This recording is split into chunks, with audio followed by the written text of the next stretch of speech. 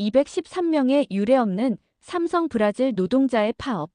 하지만 단 한 명만이 알고 있었던 진실. 삼성의 역대급 대응과 더불어 브라질 파업 노동자들의 유혹에도 굴하지 않고 용기 있는 결단으로 진실을 알리려고 한 소녀의 이야기 지금 시작합니다. 이야기 시작 전 구독과 좋아요 눌러주시고 여러분의 생각을 남겨주세요. 저는 라파엘라 고메즈입니다. 브라질 마나우스의 작은 빈민가에서 태어났죠. 제가 어렸을 때 우리 집은 정말 가난했습니다. 전기가 끊긴 날이 더 많았고 수도도 제대로 나오지 않았어요. 아버지는 매일 아침 일자리를 찾아 나가셨습니다. 건설 현장이나 항구에서 하루 벌어 하루 먹고 사는 삶이었죠. 어머니는 옆집 부잣집 빨래를 해주며 푼돈을 모았어요. 하지만 그 돈으로는 우리 가족이 살아가기엔 턱없이 부족했습니다. 학교에서 공책이 필요하다고 하면 저는 신문지를 모아서 썼어요. 연필도 길거리에 버려진 걸 주워다가 깎아서 사용했죠. 친구들은 새 책가방을 메고 다녔지만 저는 어머니가 천조각으로 만들어주신 가방을 들고 다녔습니다. 가장 힘들었던 건 저녁 시간이었어요. 아버지가 집에 돌아오시면 어머니가 제일 먼저 물어보셨죠. 오늘은 어떠셨어요? 아버지의 표정만 봐도 알 수 있었습니다. 일이 없었던 날에는 어깨가 축 처져 있었거든요.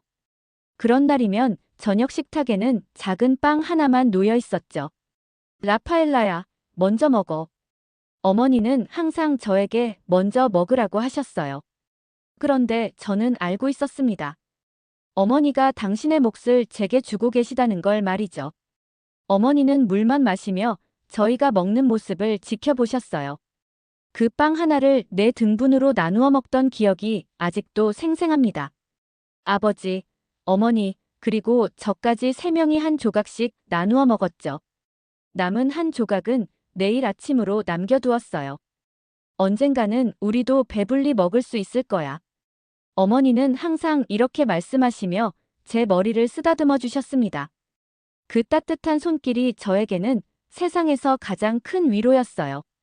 학교에서 돌아오면 숙제를 해야 했는데 전기가 없어서 촛불을 켜고 공부했습니다. 촛불이 없는 날에는 달빛에 의존해서 책을 읽었죠. 친구들은 집에 컴퓨터도 있고 텔레비전도 있다고 했지만 저에게는 꿈 같은 이야기였어요. 그런데 어느 날 학교에서 선생님이 놀라운 소식을 전해주셨습니다. 삼성 아마조나스 기술학교가 개교한다는 소식이 있어요. 무상교육에 무상장학금까지 지원한다고 하네요. 처음에는 믿을 수 없었습니다. 그런 좋은 일이 저희 같은 가난한 가정에 일어날 리 없다고 생각했거든요. 하지만 선생님은 진짜라고 하셨어요. 라파엘라야, 너 같은 학생이라면 충분히 합격할 수 있을 것 같은데. 한번 도전해보는 게 어떨까? 그날 밤 저는 어머니에게 이 이야기를 했습니다. 어머니의 눈에는 희망의 빛이 보였어요. 정말 그런 곳이 있단다. 우리 라파엘라가 그런 곳에 갈 수 있을까? 저도 모르겠어요. 하지만 한번 도전해보고 싶어요. 그날부터 저는 더욱 열심히 공부했습니다. 촛불 한 자루로 밤새 책을 읽었죠. 이것이 저희 가족에게 찾아온 첫 번째 기회였거든요. 입학시험 당일이 되었습니다. 저는 새벽 4시에 일어나서 준비했어요. 물론 특별한 옷은 없었죠. 어머니가 하룻밤 새워서 기워주신 교복을 입고 나갔습니다. 라파엘라야, 긴장하지 말고 내가 아는 것만 써내면 돼. 어머니는 저를 안아주시며 말씀하셨어요. 하지만 저는 온몸이 떨리고 있었습니다. 이 기회를 놓치면 다시는 이런 일이 없을 거라는 생각이 들었거든요. 시험장에 도착했을 때 놀랐습니다. 정말 많은 학생들이 몰려 있었어요. 깔끔한 옷을 입고 부모님과 함께 온 학생들을 보니 저는 더욱 위축되었죠. 제 옆에 앉은 학생은 비싼 펜을 여러 개 가지고 있었어요. 혹시 펜 하나 빌려줄 수 있을까요? 저는 용기를 내어 물어봤습니다. 제가 가진 연필 한 자루로는 부족할 것 같았거든요. 당연히 괜찮아요. 시험 잘 보세요. 다행히 친절한 학생이었어요. 그 작은 도움이 제게는 큰 힘이 되었습니다. 시험이 시작되자 모든 잡념이 사라졌습니다. 그동안 촛불 아래서 공부했던 모든 것들이 머릿속에 떠올랐어요. 수학 문제를 풀 때는 신문지에 연습했던 계산들이 도움이 되었죠. 포르투갈어 시험에서는 어머니가 읽어주셨던 동화책 내용이 생각났습니다. 3시간 동안 집중해서 시험을 치렀어요. 시험이 끝났을 때 저는 모든 힘이 빠져 있었습니다. 과연 잘 본 걸까요? 다른 학생들은 어떻게 했을까요? 결과는 일주일 후에 발표됩니다. 감독관의 말을 들으며 저는 집으로 돌아갔습니다. 그 일주일이 정말 길게 느껴졌어요. 매일 밤 잠을 제대로 이루지 못했죠. 결과 발표 전날 밤이었습니다. 저는 너무 긴장해서 잠들지 못하고 있었어요. 그런데 갑자기 어머니가 가슴을 움켜쥐며 신음소리를 내셨습니다. 어머니, 괜찮으세요? 가슴이 너무 아파. 숨이 잘 안 쉬어져. 어머니의 얼굴이 창백해지고 있었어요. 저는 공황 상태에 빠졌습니다. 이런 상황을 처음 겪어보는 거였거든요. 아버지, 어서 일어나세요. 어머니가 이상해요. 아버지도 깜짝 놀라며 일어나셨습니다. 우리는 급히 어머니를 부축해서 동네 병원으로 달려갔어요. 한밤중이라 응급실만 열려 있었죠. 심장에 문제가 있는 것 같습니다. 큰 병원으로 옮겨야 해요. 의사 선생님의 말을 듣자 저는 머리가 하얘졌습니다. 큰 병원이라는 건 돈이 많이 든다는 뜻이잖아요. 저희 가족에게 그런 돈이 어디 있겠습니까? 일단 응급처치를 하겠습니다. 하지만 입원비와 검사비가 필요해요. 간호사가 건넨 수납 고지서를 보자 아버지의 손이 떨리고 있었어요. 저희 가족이 한 달 동안 벌어야 할 돈이었습니다. 어떻게 하죠? 아버지는 주머니를 뒤져보셨지만 푼돈밖에 없었어요. 저는 병원 복도에서 발만 동동 구르고 있었죠. 어머니는 응급실 침대에서 산소 마스크를 쓰고 계셨어요. 그때 제 휴대폰이 울렸습니다. 모르는 번호였어요. 이런 상황에서 누가 전화를 걸었을까요? 여보세요. 라파엘라 고메즈 학생이신가요? 네, 맞습니다. 삼성 아마조나스 기술학교입니다. 합격을 축하드립니다. 장학금 전액 지원이 결정되었어요. 그 순간 저는 숨이 막혔습니다. 정말 합격한 거였어요. 그것도 장학금까지 받아서 말이죠. 정말 합격한 건가요? 네, 축하합니다. 상위 1% 성적으로 합격하셨어요. 전화를 끊고 나서 저는 병원 대기실에서 펑펑 울기 시작했습니다. 기쁨과 걱정이 동시에 몰려왔어요. 합격의 기쁨과 어머니 걱정이 뒤섞여 있었죠. 라파엘라야, 왜 울어? 아버지가 다가오셨습니다. 저는 떨리는 목소리로 말했어요. 아버지, 저 합격했어요. 삼성기술학교에 합격했어요. 아버지의 눈에도 눈물이 고였습니다. 이 회사는 저희 가족을 살렸어요. 어머니가 쓰러진 이 순간에도 희망을 주었습니다. 삼성 아마조나스 기술학교에서 3년을 보냈습니다. 전액 장학금 덕분에 마음껏 공부할 수 있었어요. 저는 수석으로 졸업했죠. 그리고 삼성에서 대학 진학 장학금까지 지원해 주었습니다. 라파엘라, 내가 우리의 자랑이야. 졸업식 날 어머니가 말씀하셨어요. 그때 어머니는 완전히 회복되셨습니다. 삼성에서 치료비까지 지원해 주셨거든요. 대학에서도 전자공학을 열심히 공부했습니다. 4년 동안 장학금을 받으며 학업에만 집중할 수 있었어요. 졸업 후에는 당연히 삼성전자 마나우스 공장에 입사하게 되었죠. 첫 출근 날이 기억납니다. 거대한 공장 건물을 보며 감격했어요. 어린 시절 빵 한 조각을 나누어 먹던 제가 이런 곳에서 일하게 되다니 말이죠. 품질관리팀 라파엘라 고메즈입니다. 저는 품질관리팀에 배치되었습니다. 제품의 품질을 검사하고 관리하는 일이었어요. 처음에는 모든 게 새로웠지만 금세 적응할 수 있었죠. 매일 아침 7시에 출근했습니다.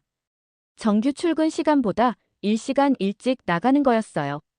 일찍 가서 하루 일과를 미리 점검하고 준비했죠. 라파엘라, 너 정말 성실하다. 매일 제일 먼저 와서 제일 늦게 가네. 팀장님이 칭찬해 주셨습니다. 저는 이 회사에 정말 감사했거든요. 제 인생을 바꿔준 곳이니까 최선을 다해야 한다고 생각했어요. 동료들과도 금세 친해졌습니다. 마르셀로, 카를로스, 그리고 후배 마르시아까지 모두 좋은 사람들이었어요. 점심시간에는 함께 식사하며 즐거운 시간을 보냈죠. 라파엘라는 정말 모범 직원이야. 우리도 배워야 해. 카를로스가 농담 반 진담 반으로 말했어요. 저는 그냥 제가 받은 은혜를 갚으려는 마음뿐이었습니다. 하지만 입사 6개월 정도 지났을 때부터 이상한 분위기가 감지되기 시작했어요. 동료들이 작은 목소리로 무언가를 속삭이고 있었죠. 야, 어제 야근하던 김 과장님 봤어? 마르셀루가 조심스럽게 물었습니다. 김 과장님은 한국에서 파견 온 기술자였어요. 항상 늦게까지 일하시는 분이었죠. 못 봤는데 왜? 갑자기 사라졌대. 어제까지 있었는데 오늘 아침부터 안 보여.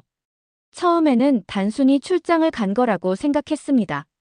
하지만 며칠이 지나도 김 과장님은 나타나지 않았어요. 김 과장님 자리 정리되었더라. 마르시아가 불안한 표정으로 말했습니다. 개인 물건들이 모두 치워져 있었거든요. 귀국하신 걸까?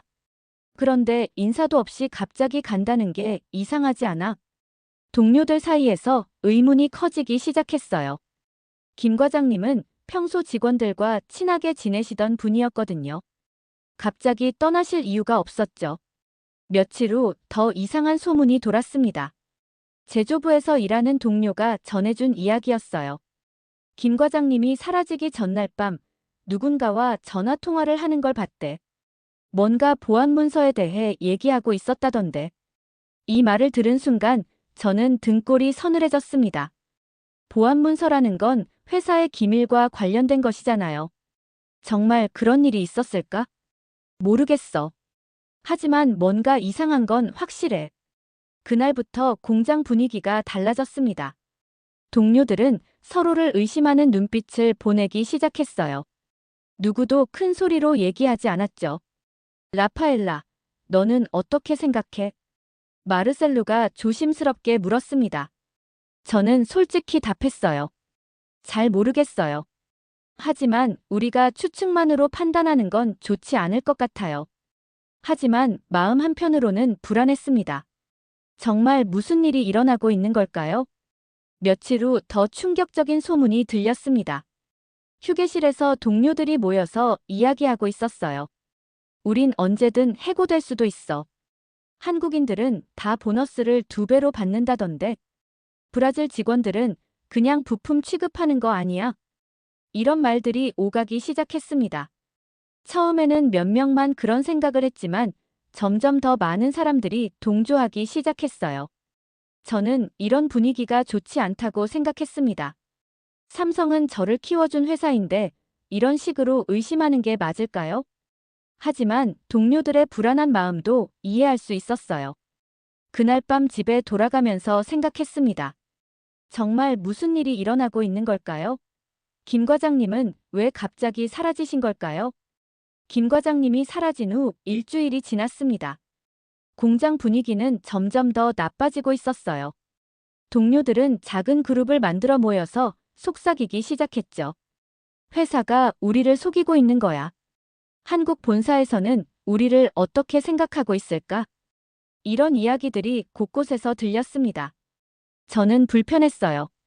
삼성에 대한 감사함 때문에 이런 의심들이 마음에 들지 않았거든요. 그런데 어느 날 점심시간에 레오나르도라는 남자가 저에게 접근했습니다. 30대 중반 정도로 보이는 키 큰 남자였어요. 제조부에서 일한다고 했죠. 라파엘라 씨, 잠깐 이야기할 수 있을까요? 저는 조심스럽게 따라갔습니다. 공장 뒤편 조용한 곳에서 레오나르도가 말을 꺼냈어요. 요즘 회사 분위기가 이상하다고 생각하지 않아요? 글쎄요, 잘 모르겠는데요. 제가 애매하게 답하자 레오나르도는 더 직접적으로 말했습니다. 우리 브라질 직원들이 차별받고 있다는 걸 모르세요? 한국인들은 같은 일을 해도 월급이 2배예요. 그런 건 확인해 본 적이 없어서요. 라파엘라 씨 같은 사람이 필요해요. 품질 관리팀에서 일하니까 회사 내부 사정을 잘 알 수 있잖아요. 그때서야 저는 레오나르도의 의도를 알 수 있었습니다. 제게 회사 정보를 달라는 거였어요. 무슨 말씀인지 모르겠어요. 어려운 게 아니에요. 그냥 급여 명세서나 인사 관련 자료들만 봐도 돼요. 우리가 정말 차별받고 있는지 확인할 수 있잖아요. 레오나르도의 눈빛이 날카로워졌습니다. 저는 본능적으로 거부감이 들었어요. 죄송하지만 그런 건 도와드릴 수 없어요. 왜요? 같은 브라질 사람인데 서로 도와야 하지 않겠어요? 회사 기밀을 함부로 볼 수는 없잖아요. 레오나르도의 표정이 차갑게 변했습니다. 하지만 저는 물러서지 않았어요. 생각해보세요.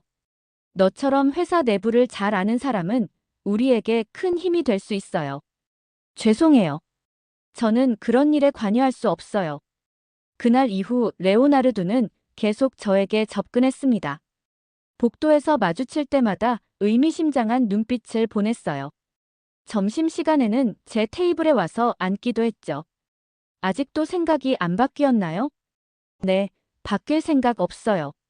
저는 단호하게 거절했습니다. 삼성은 제 인생의 은인이에요. 그런 회사를 배신할 수는 없었죠.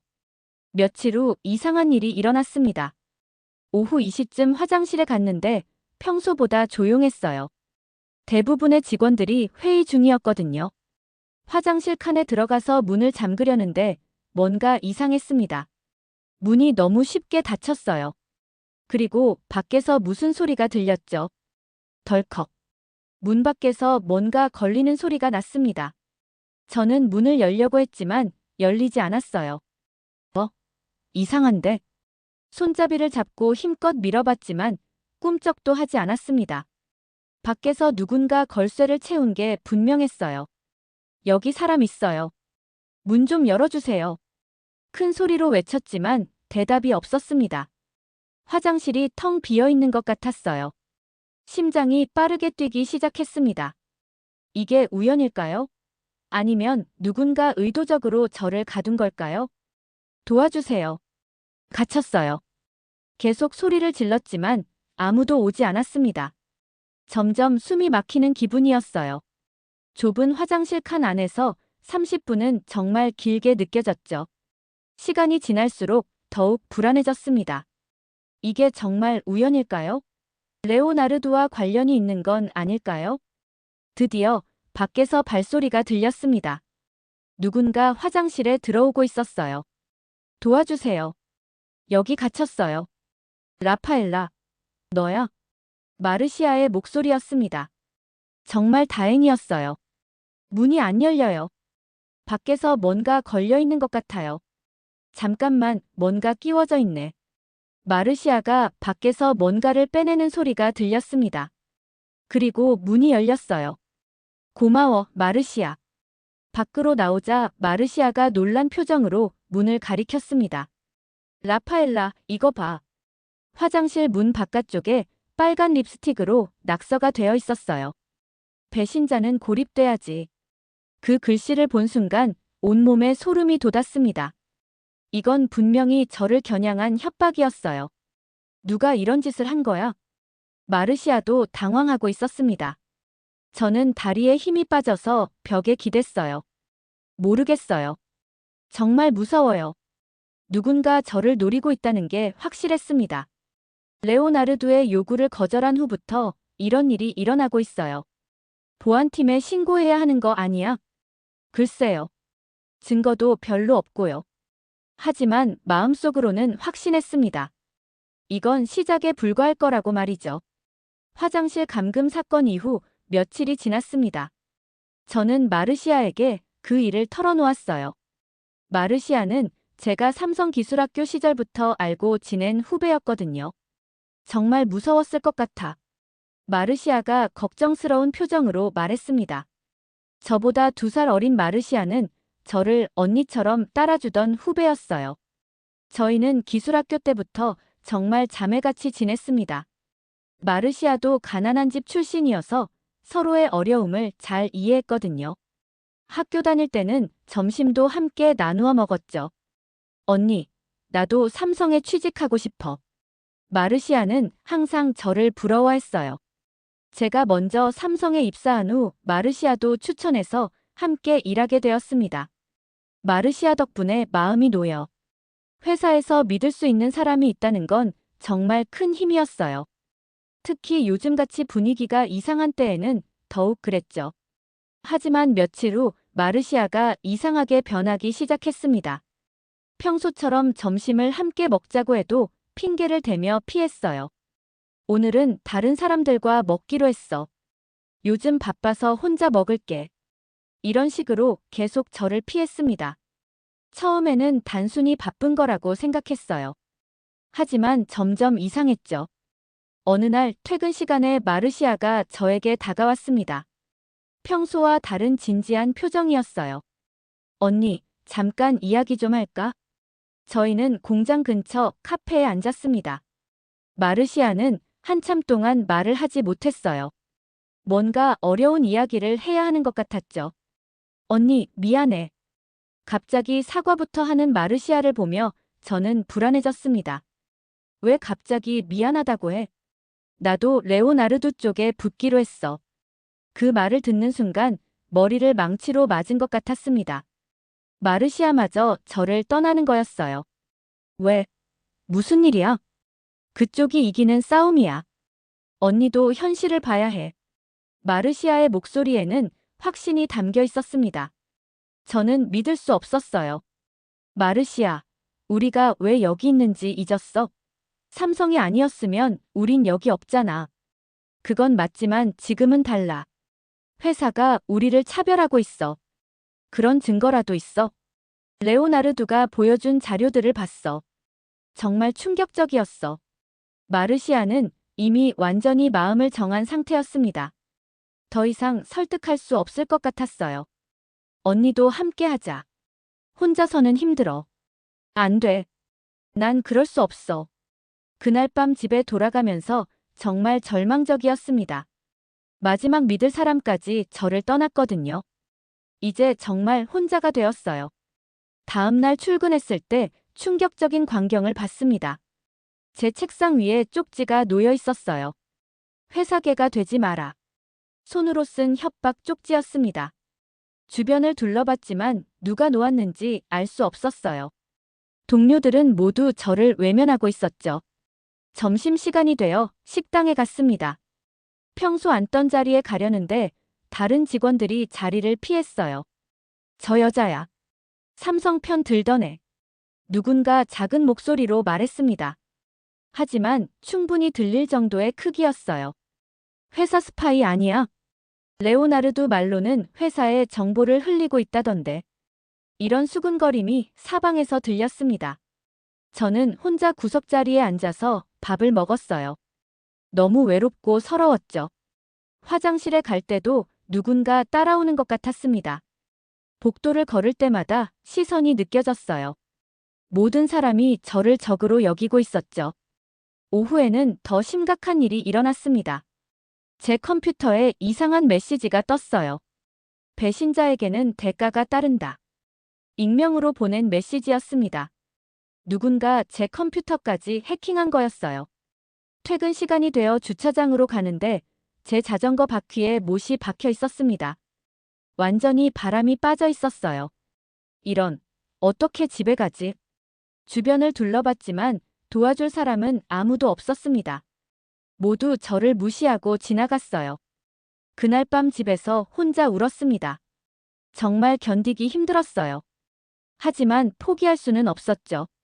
거울을 보며 스스로에게 말했습니다. 삼성이 아니었으면 난 여기 없어요. 어린 시절 빵 한 조각을 나누어 먹던 기억이 떠올랐어요. 어머니가 쓰러졌을 때 병원비를 걱정하던 그때 말이죠. 이 은혜를 배신할 수 없어요.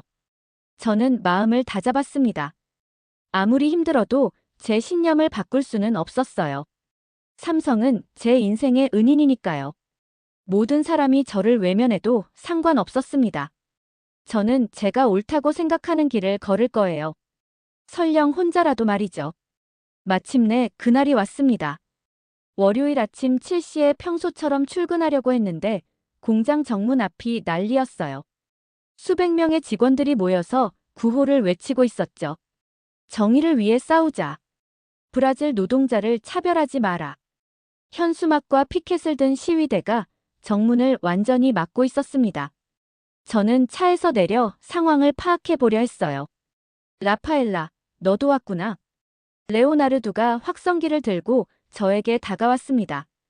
그의 뒤에는 213명의 직원들이 따라 붙어 있었어요. 이제라도 늦지 않았어. 우리와 함께 하자. 죄송하지만 전 그럴 수 없어요. 제가 거절하자 주변 사람들이 야유를 보내기 시작했습니다. 저 여자 봐. 아직도 회사 편이야. 배신자는 들어가지 마. 시위대는 점점 격해지고 있었어요. 저는 무서워졌지만 출근을 포기할 수는 없었죠. 뒷문으로 가면 될까? 저는 조용히 자리를 피해서 공장 뒷문으로 향했습니다. 다행히 뒷문은 막혀 있지 않았어요. 경비원이 저를 알아보고 문을 열어주었죠. 라파엘라 씨, 조심하세요. 오늘 분위기가 심상치 않아요. 감사합니다. 간신히 공장 안으로 들어갔지만 상황은 마찬가지였습니다. 복도 곳곳에 파업에 참여하지 않은 직원들이 모여 있었어요. 저기 라파엘라다. 회사계가 출근했네. 조롱과 비난의 시선이 저를 따라다녔습니다. 제 사무실로 가는 길이 이렇게 멀게 느껴진 적은 처음이었어요. 품질관리팀 사무실에 도착했을 때 놀라운 광경을 봤습니다. 제 책상 위에 빨간 페인트가 뿌려져 있었어요. 배신자의 자리. 이런 글씨가 크게 쓰여 있었습니다. 컴퓨터와 서류들이 모두 엉망이 되어 있었죠. 누가 이런 짓을. 저는 무너질 것 같았어요. 하지만 포기할 수는 없었습니다. 청소용품을 가져와서 책상을 정리하기 시작했어요. 그때 밖에서 소란스러운 소리가 들렸습니다. 사이렌 소리와 함께 여러 대의 차가 공장 안으로 들어오는 것 같았어요. 무슨 일이지? 창문 밖을 내다보니 경찰차 여러 대가 보였습니다. 그리고 정장을 입은 사람들이 공장 안으로 들어오고 있었어요. 브라질 연방 경찰입니다. 모든 직원은 제자리에서 움직이지 마세요. 확성기를 통해 경찰의 목소리가 들렸습니다. 무슨 일이 일어나고 있는 걸까요? 몇 분 후 더 놀라운 일이 벌어졌습니다. 한국 사람들이 경찰과 함께 들어오고 있었어요. 정장을 입은 한국인 몇 명이 브라질 경찰과 함께 행동하고 있었죠. 한국 본사 보안팀입니다. 그들은 직접 시위 현장으로 향했습니다. 저는 멀리서 지켜보고 있었는데 심장이 빠르게 뛰었어요. 갑자기 시위대 사이에서 큰 소란이 일어났습니다. 경찰들이 누군가를 체포하고 있었어요. 레오나르도 실바, 당신은 기업 기밀 유출 혐의로 체포됩니다. 경찰관이 레오나르도에게 수갑을 채우며 말했습니다. 레오나르도는 저항하고 있었어요. 이건 말이 안 돼. 우리는 정당한 권리를 요구하고 있는 거야. 하지만 경찰은 단호했습니다. 한국 보안팀 직원이 서류를 보여주며 설명하고 있었어요. 중국계 산업 스파이 조직과의 연관성이 확인되었습니다. 이 말을 듣고 저는 깜짝 놀랐습니다. 산업 스파이라니, 이게 무슨 뜻일까요? 레오나르도가 경찰차로 끌려가면서 저를 향해 소리쳤습니다. 라파엘라, 넌 아직 진실을 몰라. 그의 목소리에는 분노가 가득했어요. 이건 시작에 불과해. 너도 곧 알게 될 거야. 레오나르도는 계속 무언가를 외치며 끌려갔습니다. 주변 직원들은 모두 충격에 빠져 있었어요. 산업 스파이라고? 레오나르도가 정말 그런 일을 했다고?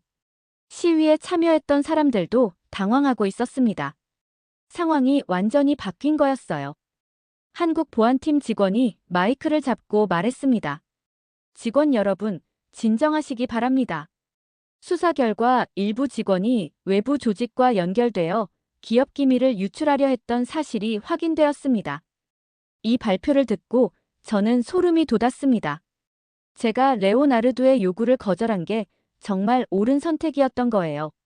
주변 동료들도 혼란스러워하고 있었습니다. 파업의 명분이 완전히 사라진 거였거든요. 정말 믿을 수 없어.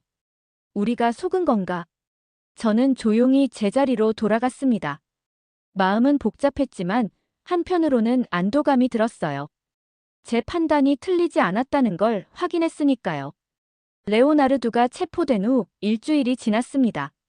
공장은 완전히 다른 분위기가 되었어요. 파업에 참여했던 213명 전원이 해고 통보를 받았죠. 정말 모두 해고된 거야? 레오나르도를 따라갔던 사람들 말이야. 복도에서 직원들이 수군거리고 있었습니다. 저는 복잡한 심정이었어요.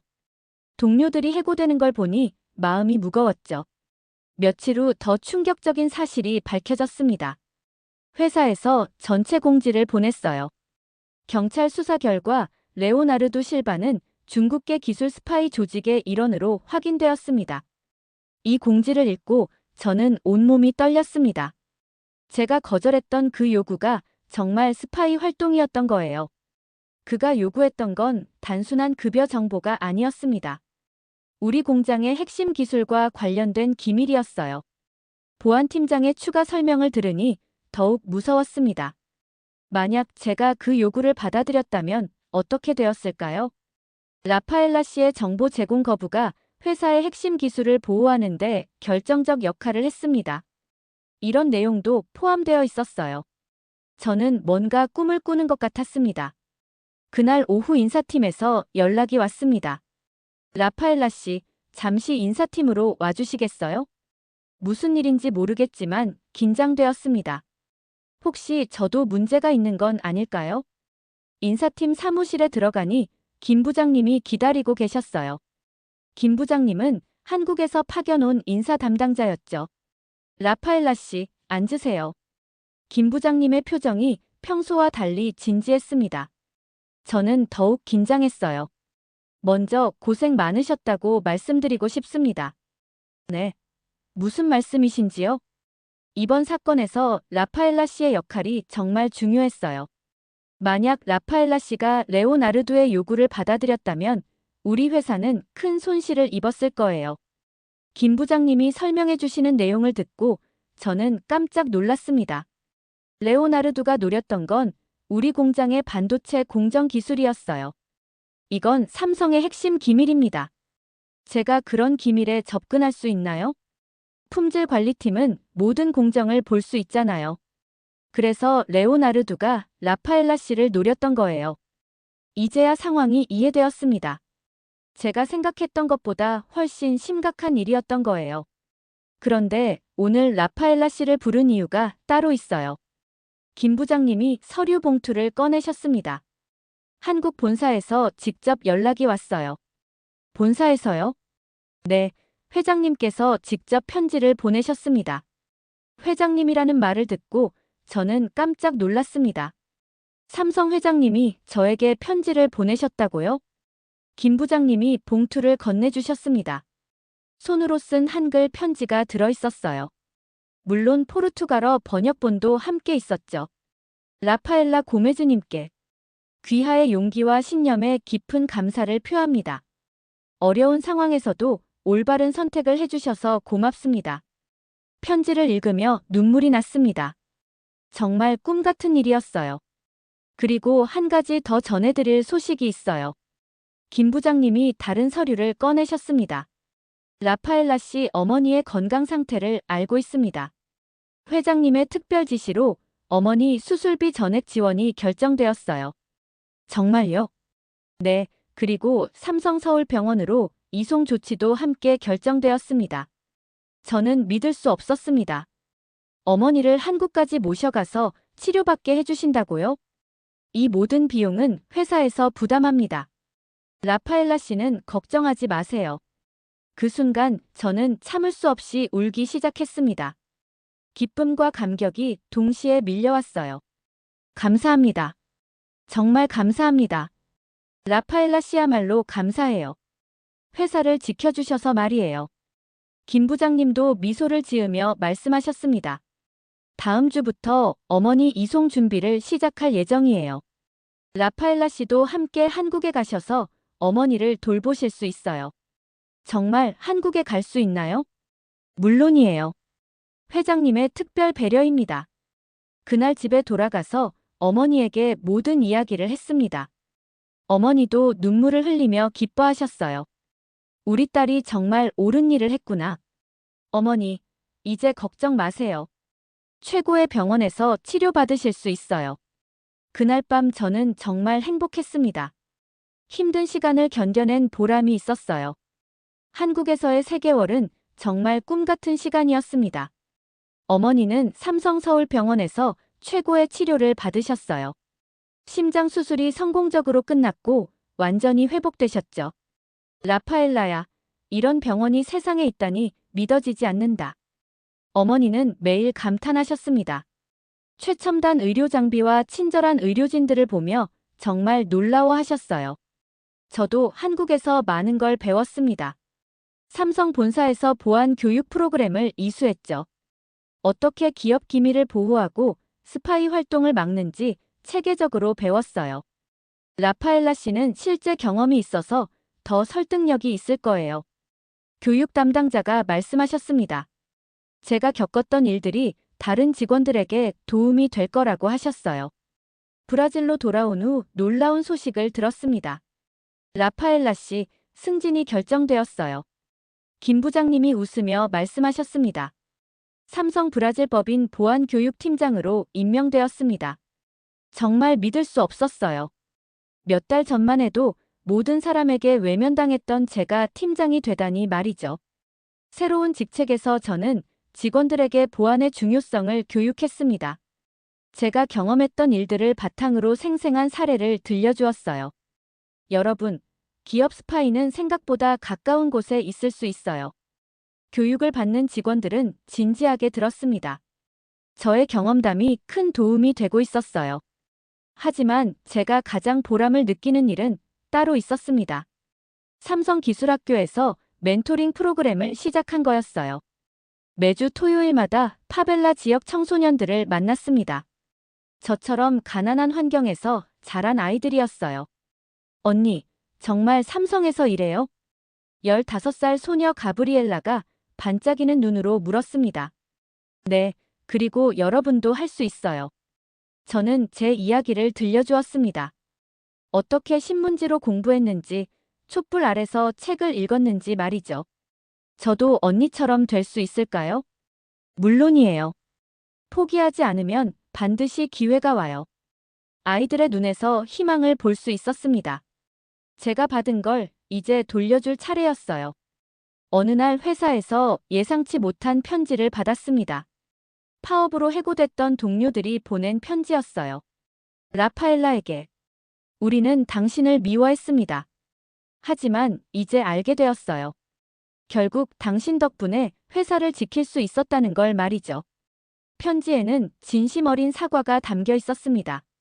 우리의 잘못을 인정하고 당신에게 사과하고 싶어요. 그리고 작은 마음이지만 모금 운동을 시작했어요. 해고된 동료들이 십시일반 돈을 모아서 파벨라 아이들을 위한 장학금을 만들었다고 했어요. 당신의 멘토링 프로그램을 지원하고 싶습니다. 편지를 읽으며 또 눈물이 났습니다. 미움이 용서로 바뀌는 순간이었어요. 며칠 후 마르시아가 찾아왔습니다. 그녀도 해고된 후 다른 회사에서 일하고 있었어요. 언니, 정말 미안해. 마르시아는 제 앞에서 눈물을 흘렸습니다. 언니가 옳았어. 나는 정말 바보였어. 이제 됐어. 다 지난 일이야. 저는 마르시아를 안아주었습니다. 원망할 마음은 전혀 없었어요. 언니, 나도 멘토링 프로그램에 참여할 수 있을까? 물론이야. 함께 하자. 마르시아도 다시 제 편이 되어주었습니다. 토요일 멘토링 시간에 아이들이 물었습니다. 선생님, 왜 이런 일을 하세요? 저는 미소 지으며 답했습니다. 삼성은 제게 은인이었어요. 제 인생을 완전히 바꿔주었죠. 아이들이 진지하게 듣고 있었습니다. 이제 전 누군가에게 그렇게 남고 싶어요. 여러분에게 희망을 주고 싶어요. 우리도 선생님처럼 될 수 있을까요? 꼭 될 수 있어요. 저도 여러분과 똑같은 곳에서 시작했거든요. 그날 밤 집에 돌아가서 어머니와 이야기했습니다. 라파엘라야, 내가 정말 자랑스럽다. 어머니, 진짜 가족은 피보다 신뢰에서 생기는 것 같아요. 무슨 뜻이야? 삼성이 저희 진짜 가족이 되어주었잖아요. 혈연이 아니어도 믿음으로 연결된 관계 말이에요. 어머니는 고개를 끄덕이셨습니다. 그래, 내 말이 맞다. 우리를 끝까지 믿어준 사람들이 진짜 가족이지. 이제 저는 정말 행복합니다. 힘든 시간을 견뎌낸 보람이 있었어요. 그리고 앞으로도 더 많은 사람들에게 희망을 주고 싶습니다.